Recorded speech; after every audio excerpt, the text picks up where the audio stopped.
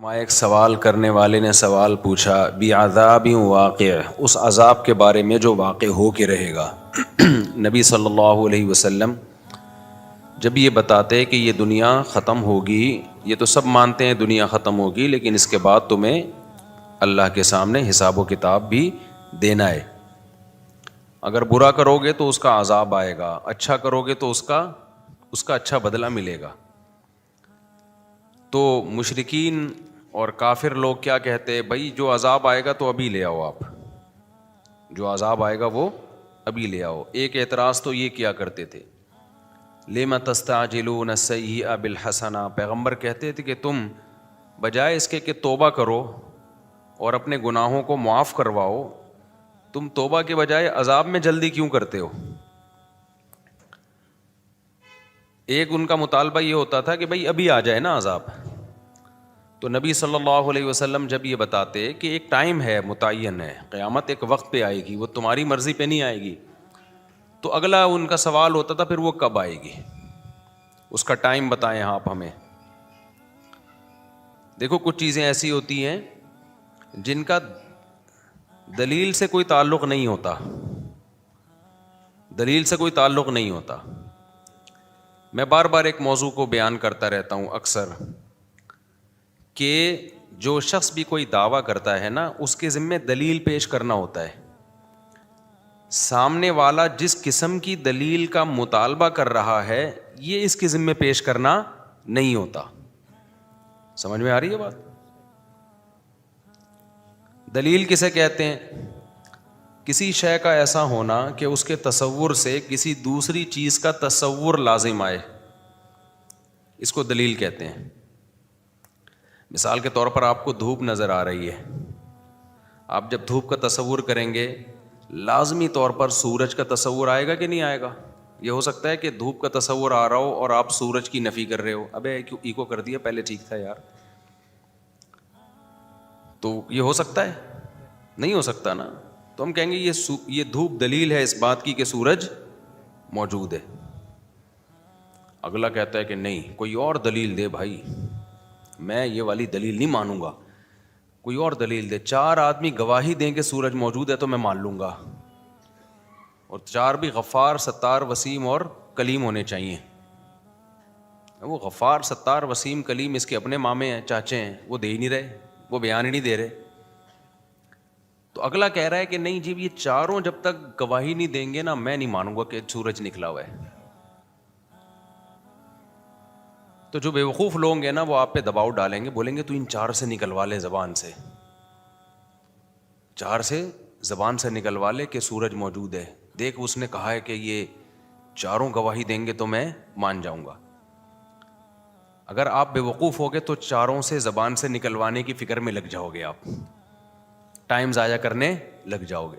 عقل مند ہوگے تو آپ بولو گے بھائی یہ دیکھ لے دھوپ ہے، یہ والی لائٹ اور یہ اس طرح کی دھوپ، یہ بتیوں کی، یہ بلب کی نہیں ہوتی، ماننا ہے مان، ورنہ پتلی گلی سے نکل۔ میرے پاس فالتو ٹائم نہیں ہے کہ میں ان چاروں کو اگلواؤں زبان سے۔ یہ تو ایک پلان ہوتا ہے کہ پہلے سے پلان کیا ہوا ہے کہ ان چاروں سے یہ اگلوا نہیں جائے گا۔ تو آج بہت سارے باطل فرقے جو ہے نا، غیر مسلم بھی، وہ کہہ رہے ہوتے ہیں ہم سے ہماری مرضی کی دلیل دو، جو ہم کہہ رہے ہیں اسلام کے برحق ہونے کی، پیغمبر کے برحق ہونے کی، یا جن مسائل کو تم فالو کرتے ہو ان کے برحق ہونے کی، جو دلیل ہم مانگ رہے ہیں وہ دو۔ غیر مسلم کیا دلیل مانگتا ہے؟ جو مشرکین دلیل مانگتے تھے، بھئی قیامت کب قائم ہوگی؟ آپ کو چونکہ قیامت کا ٹائم نہیں پتا، اس کی علامت ہے کہ قیامت آئے گی ہی نہیں۔ بے بھائی کسی چیز کا ٹائم پتا نہ ہونا، یہ اس کی علامت کب سے ہو گئی کہ یہ چیز ہی نہیں ہے؟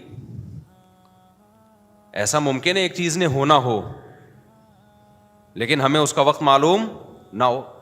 مجھے پتا ہے میں کب مروں گا، آپ کو پتا ہے آپ کب مرو گے؟ بولو نا۔ اب کوئی ڈاکٹر آپ سے کہے کہ یار ایک نہ ایک دن آپ مرو گے، آپ کہو ڈاکٹر صاحب کیا دلیل ہے اس کی کہ میں ایک دن مروں گا؟ ڈاکٹر صاحب کہہ رہے ہیں جی اس کی دلیل یہ ہے کہ آج تک کوئی بچا ہے نہیں۔ تو کیا، تو جو ہے کوئی سرٹیفکیٹ لے کر آیا ہے کیا؟ یا تو کوئی اللہ کا خاص لاڈلا ہے؟ تو یہی دلیل ہے، سب مرتے ہیں تو بھائی تو بھی مرے گا۔ آپ کہیں اچھا پھر کب مروں گا یہ بتاؤ. ڈاکٹر کہیں یہ تو میں نہیں بتا سکتا. آپ کہیں ڈاکٹر صاحب جب تک آپ یہ نہیں بتاؤ گے نا میں کب مروں گا, میں آپ کو سمجھوں گا کہ آپ جھوٹ بول رہے ہو, آپ کے پاس کوئی دلیل نہیں ہے. تو ڈاکٹر اگر عقل مند ہوگا بولے گا بھائی نکل پتلی گلی سے, ٹائم میرا ضائع مت کر, میں نے دلیل دے دی ہے کہ اربوں کھربوں لوگ دنیا میں آئے ہیں, ایک بھی نہیں بچا, تو کیا الگ سے سافٹ ویئر اپ ڈیٹ کروا کے آیا ہے اپنے, کیا ہے اینٹی وائرس ڈلوایا تو نے کیا؟ تو یہ دلیل کافی ہے. اور یہ کہنا کہ کب مرے گا, بھائی مجھے کیا پتا کب مروں گا یار, نہ مجھے اپنا پتا ہے نہ مجھے تیرا پتا ہے, لیکن یہ اس کی علامت نہیں ہے کہ مرے گا نہیں تو. وہ کہہ رہے نہیں ڈاکٹر صاحب میں تو جب تک نہیں مانوں گا جب تک آپ یہ نہیں بتاؤ گے کہ کب مروں گا. ڈاکٹر کہے گا یا تو غصے سے ٹی اٹھا کے گن پٹی پہ رکھ دے گا اور بولے گا تو اب مرے گا, 5 منٹ کے بعد مرے گا, ٹائم بتا دیا نا میں نے. پھر بھی ڈاکٹر اس کے جواب دینے میں لگ جائے نا تو اس کا مطلب یہ بھی پاگل ہے ڈاکٹر. تو اسی طرح یہ جو باطل فرقے ہیں نا یہ بھی ایسے ہی اوٹ پٹانگ دلائل کا مطالبہ کر رہے ہوتے ہیں, اسلام پر اوٹ پٹانگ قسم کے اعتراض کر رہے ہوتے ہیں, جن میں ایک اعتراض تو میں نے بتایا, بھائی قیامت کا ٹائم بتاؤ نا کب آئے گی. ہر پیغمبر سے یہ پوچھا گیا ہے کب آئے گی. آپ سارے پیغمبر آدم علیہ السلام سے لے کے محمد صلی اللہ علیہ وسلم تک سب کہہ رہے ہیں قیامت آئے گی آئے گی, اور ہر پیغمبر سے پوچھا گیا ٹائم بتائیں, ہر پیغمبر نے کہا نہیں پتا, ہمیں وقت کا علم نہیں ہے. تو لوگوں نے کہا جب آپ کو پوری نالج ہی نہیں ہے تو آپ دعویٰ کیوں کر رہے ہیں؟ تو پیغمبر نے کہا جتنی نالج ہے اس کا دعویٰ کیا جا سکتا ہے, ہم نے یہ دعویٰ ہی نہیں کیا کہ ہمیں ہر چیز کی نالج ہے. دیکھو دعویٰ یہ کیا ہوتا نا ہمیں ہر چیز کی نالج ہے, پھر ہم کہتے ہیں کہ ہمیں نہیں پتا کب آئے گی قیامت, تو دعویٰ اور دلیل آپس میں میچ نہیں کر رہے ہوتے. دعویٰ تو ہے کہ سب کچھ پتا ہے, اور جب پوچھا جاتا ہے اس دعوے کی دلیل کے طور پر سب کچھ پتا ہے تو یہ بھی بتائیں, تو وہ کہتے ہیں ہمیں نہیں پتا. تو آپ ایک طرف دعویٰ کر رہے ہو سب کچھ پتا ہے, دوسری طرف کہہ رہے ہو ہمیں نہیں پتا, تو بات غلط ہو جاتی. پیغمبروں نے یہ دعویٰ کیا ہی نہیں کہ بھائی ہمیں سب کچھ پتا ہے. پیغمبروں نے یہ کہا ہمیں جتنا پتا ہے اتنا بتا دیا, اور یہ پتا ہے کہ قیامت آئے گی, یہ اللہ نے ہمیں بتایا. ہمارے سچے ہونے کی کیا دلیل ہے کہ ہم جھوٹ نہیں بولتے؟ وہ بہت سارے دلائل ہیں, ہم نے 40 سال تمہارے پاس گزارے, اور پھر ہمارے معجزے ہیں, یہ ایسے معجزے ہیں جو شعبدے نہیں ہیں, کیونکہ جو شعبدے جن کے ہاتھوں پہ ظاہر ہوتے ہیں وہ الگ قسم کے لوگ ہوتے ہیں, جادو ٹونے والے, ان کی یہ پرسنالٹی نہیں ہوتی, ان کی یہ تعلیمات نہیں ہوتی, وہ ماں باپ کے حقوق نہیں سکھا رہے ہوتے, وہ وراثت کے خرید و فروخت کے نکاح طلاق کے احکام نہیں بتا رہے ہوتے, وہ اخلاقیات کے پیمانے متعین نہیں کر رہے ہوتے, تو وہ اللہ کی محبت لوگوں کے دلوں میں نہیں ڈال رہے ہوتے, وہ تو اپنے قریب لوگوں کو اکٹھا کر رہے ہوتے. تو اتنے سارے قرائن اور دلائل سے یہ تو ثابت ہو جاتا ہے. اور پھر پچھلی آسمانی کتابیں جن کو تم بھی مانتے ہو وہ بھی گواہی دے رہی ہیں. تو اتنی دلیل کافی ہے ہمارے اس دعوے کے سچے ہونے کے لیے. ٹائم ہمیں معلوم نہیں ہے. تو کافروں نے بھی, اب کافر لوگ اعتراض کرتے ہیں بھائی محمد صلی اللہ علیہ وسلم اللہ کے نبی ہیں تو اتنی کم عمر سے شادی کیوں کی انہوں نے؟ کسی کی عمر کا زیادہ ہونا اور اس کی زوجہ کی عمر کا کم ہونا یہ نبی نہ ہونے کی دلیل نہیں ہے, اس سے کوئی تعلق نہیں ہے. ہاں آپ اس عمل کا ظلم ہونا ثابت کر دو, پھر یہ اس کی دلیل ہے کہ جس نے یہ کام کیا وہ نبی نہیں ہے. اور ظلم کسے کہتے ہیں؟ مظلوم پکارے کہ مجھ پہ ظلم ہو رہا ہے. دنیا میں کوئی ایسا ظلم دیکھا کہ مظلوم کہے بہت اچھا ہوا میرے ساتھ ہے؟ بھائی کوئی بڑی عمر کا آدمی کم عمر سے نکاح کر رہا ہے تو ظلم اس کم عمر پہ ہو رہا ہے نا. تو حضرت عائشہ سے نبی نے نکاح کیا, امی عائشہ کی عمر 9 سال, نبی کی عمر 49-50 سال. تو معاذ اللہ یہ ظلم کس پہ ہوا؟ امی عائشہ پہ. وہ بولتی کہ غلط ہو گیا میرے ساتھ, میرے ابا نے غلط کیا. اس وقت بچی تھیں, بعد میں بول دیتی. ہم سیرت اٹھا کے دیکھتے ہیں, جن حدیث کی کتابوں میں یہ لکھا ہے کہ 9 سال کی بچی سے نکاح ہوا, لڑکی سے نکاح ہوا, انہی کتابوں میں جو حضرت عائشہ کے حالات لکھے ہیں, ایسی میاں بیوی میں محبت کی مثال اس کائنات میں ملتی نہیں ہے. تو پیغمبر سے ظلم کا صدور یہ ممکن نہیں ہے، لیکن ظلم کی ڈیفینیشن وہ نہیں ہے جو آپ کہیں اور ہم پہن لیں. ظلم کی ڈیفینیشن وہ ہے جو ساری دنیا میں متفقن علیہ ہے، جن میں سب سے پہلی شرط یہ کہ مظلوم کہے مجھ پر ظلم ہو رہا ہے، مظلوم کو اس پہ اعتراض ہو. جب مظلوم خوش ہے اس کا مطلب یہ مظلوم. دیکھو اس کی ایک مثال دوں، کھلاڑیوں کے بلے کروڑوں روپے میں بکتے ہیں، کیا خیال ہے بھائی؟ یہ جاوید میاں داد کا بلہ ہے، اس نے آخری بال پہ چھکا مارا تھا نا ایک دفعہ شارجہ میں، ہم چھوٹے تھے اس وقت. آخری بال پہ کیا مارا تھا؟ چھکا. وہ بلہ پتہ نہیں کروڑوں میں بکا ہے میرا خیال ہے. اب ایک آدمی جس کو جاوید میاں داد سے کوئی عقیدت نہیں، چھکے چوکوں سے کوئی دلچسپی نہیں ہے، اس کو کرکٹ سے بھی میرے جیسا آدمی کو کوئی دلچسپی نہیں ہے، تو وہ ایک شخص نے کروڑ روپے کا بلہ خریدا اور فریم میں گھر میں لگا دیا کہ وہ بلہ ہے، وہ بیٹ ہے جس سے شارجہ جو کپ تھا اس میں آخری بال پہ کیا لگا تھا بھائی؟ چھکا مارا تھا. تو 1 کروڑ کا میں نے خریدا ہے. میں آ گیا جی، میں نے بیان کیا، میں نے کہا جاوید میاں داد سے بڑا ظالم اس کائنات میں کوئی نہیں ہے. 50 روپے کا بلہ 1 کروڑ میں پہنا دیا ایک آدمی کو. صحیح ہے نا؟ 50 روپے کا بلہ کتنے میں پہنا دیا؟ 1 کروڑ میں پہنا دیا. لکڑی ہی ہے تو ہے، اس میں زیادہ سے زیادہ اچھی کوالٹی والی لکڑی ہوگی. 500 کا بلہ ہوگا، 1000 کا بلہ ہوگا، 10,000 کا بلہ ہوگا. 1 کروڑ کا 2 کروڑ کا تو کچھ بنتا ہی نہیں ہے. اور میں دلیل یہ دے رہا ہوں کہ بھائی یہ 1 کروڑ کا بلہ جاوید میاں داد نے بیچ دیا.